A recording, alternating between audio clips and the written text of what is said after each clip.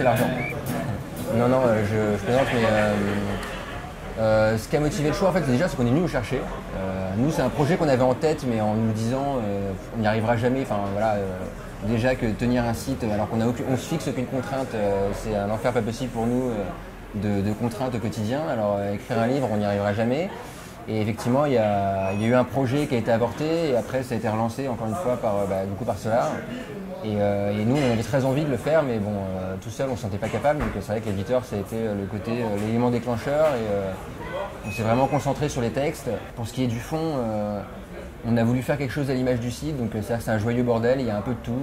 Il y a des portraits de joueurs, on a eu beaucoup de mal à se fixer une ligne, on va dire, éditoriale, un peu comme sur le site. Donc il y a des choses drôles, d'autres un peu moins. Il y a des choses, des portraits hommages. Il y a des fiches de club qu'on avait déjà faites sur le site, mais qu'on a remises à jour. Par rapport au web, au niveau des textes, il n'y a pas de différence, on va dire, dans le fond et dans le traité. On a apporté quand même plus d'attention sur le bouquin, on va dire, on a été un peu plus exigeant avec nous-mêmes sur la qualité des textes, parce que c'est vrai que le web, on le publie, une semaine après, plus personne n'y pense, on se permet d'être un peu plus, un peu plus light. Après, là, c'est vrai qu'on s'est dit on va laisser une trace, ça va être un bouquin où on ne pourra plus changer après, autant faire ça correctement. Donc, l'avantage d'Internet, c'est qu'on peut rebondir sur l'actualité. Et donc là, justement, on a essayé de balayer toute la partie actualité pour faire un truc un peu plus intemporel, où on espère une durée de vie plus longue que les 3 semaines après la sortie du bouquin. Alors, la structure du livre... Quelle structure ? Ouais, la structure, ça a été compliqué. On a décidé en fait on avait envie que le livre puisse se lire un peu dans n'importe quel sens, qu'on puisse le mettre dans ses toilettes et lire dans ses toilettes, parce que voilà, pour nous c'est quand même une pièce très importante, donc on voulait qu'il soit compatible. On voulait qu'il y ait plusieurs formats de trucs très très courts, des textes un petit peu plus longs, etc. On avait quand même un plan de départ, mais on a tous apporté, on a tous dit à un moment, tiens, on pourrait faire ça, etc. Donc le livre à l'arrivée n'a pas grand chose à voir avec la structure de départ, à part les fiches club et les fiches équipe nationale. Donc on a tous essayé de garder quand même un côté spontané, même dans le cadre d'une structure un peu rigide. Bon, après, il y a quand même 3 grandes parties qu'on a identifiées dans le livre, qui sont une première partie sur tous les clubs de top 14 et quelques clubs de Pro D2 importants. Et pas Aurillac. Et voilà, à ton grand regret. Et après, on a fait les équipes nationales. Donc là, c'est tous les pays majeurs du rugby, donc l'avantage c'est que ça va vite, parce qu'il n'y en a pas beaucoup. Et à la fin, on a fait une partie vous auriez pu échapper, et donc là, c'est tous les trucs dont tout le monde se fout, mais dont on avait envie de parler quand même, donc le rugby à 13, le rugby féminin, le rugby à 7, tout ça. Et après, tout au long du bouquin, effectivement, on a mis des portraits, on a fait des typologies de rugbyman qu'on peut retrouver, d'entraîneurs qu'on peut retrouver, de présidents, et vraiment ça se grignote, ça peut se faire dans le désordre, il n'y a pas de souci. Alors pour ce qui est de la préface, effectivement, ça a été une question. Dès le début, on a voulu faire une préface. On s'est posé la question maintenant de savoir qui accepterait de mettre son nom devant notre ouvrage, quand même, ce qui n'était pas gagné. On voulait quelqu'un quand même qui était un peu reconnu dans le monde du rugby. On avait, nous, des idées en tête. Et évidemment, on a pensé à Daniel, parce que Daniel Herrero, c'est quand même quelqu'un qui fait l'unanimité, on va dire, en tout cas, je pense, dans le monde du rugby, ou en tout cas à minima à la Boucherie-Rivali. Voilà, on est tous des grands fans de ce qu'il écrit, de ce qu'il dit sur la forme, sur le fond. Donc on a eu l'opportunité de le contacter et ce qu'on a fait.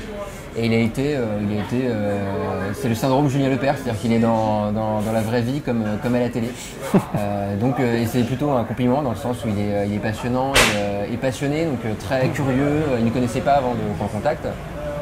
Donc il nous a dit ok, on se rencontre autour d'un verre et puis on en discute, et du coup il s'est vachement renseigné sur ce qu'on faisait, on lui a donné des textes du livre et il a dit que c'était très bien, et du coup il était ravi de faire notre préface, je crois en tout cas, et nous on est ravis aussi parce que la préface est géniale et c'est le meilleur texte du livre, donc presque.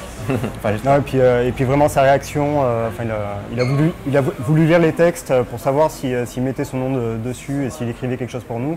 Et il a lu les textes, il a aimé les textes, et quand Daniel Herrero nous dit ça, c'est quand même, ça fait quelque chose, quoi. Ça a été une grande explosion de joie au moment où il a accepté à la Boucherie. On n'avait pas vu ça depuis la descente du Biarritz Olympique en Pro D2, je crois. C'était drôle, ça aussi.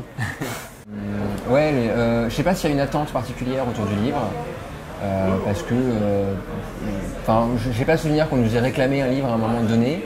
Est-ce que ça va aider les lecteurs, nos lecteurs à mieux nous connaître? Oui, puisqu'il y a nos noms à la fin, et ça c'est un peu le scoop pour tous ceux qui nous reprochent d'être cachés derrière nos écrans et de pas dire qui on est. On n'a pas réussi à se cacher derrière le stylo, ça a été un échec. Ils vont savoir qu'on a des prénoms ridicules, ils vont ridicules comme eux, il n'y a pas de souci. Et surtout Oval. Et surtout le prénom d'Oval Masqué qui est enfin révélé. Et même le nom de famille. On n'a pas mis l'adresse parce que faut laisser un peu de challenge pour tous ceux qui veulent nous casser la gueule. Et il y en a beaucoup, je pense. Mais même son ethnie du coup est dévoilée par son ethnie d'origine est dévoilée par son prénom. Grosse révélation fracassante. Hein. Après, ils vont retrouver l'esprit du site. On a eu cette question au tout début vraiment, mais ça nous a effleuré, mais à peine, de se dire est-ce qu'on fait un best-of du site ou est-ce qu'on propose un contenu nouveau. On s'est dit ça fait 4 ans qu'on produit gratuitement des articles, on va pas leur faire payer pour avoir les mêmes choses qu'ils ont déjà lues. Donc c'est que de l'inédit à 99,9%. Et ça c'était vraiment un souhait de notre part. Et c'est un bon résumé de 5 ans d'articles et de conneries qu'on a pu faire à droite à gauche sur tous les supports qu'on a envisagés. Et donc c'est une trace vraiment, c'est une trace de tout ça quoi. Et comme on ne sait pas combien de temps ça va durer encore, au moins il y aura au moins ça qui perdurera.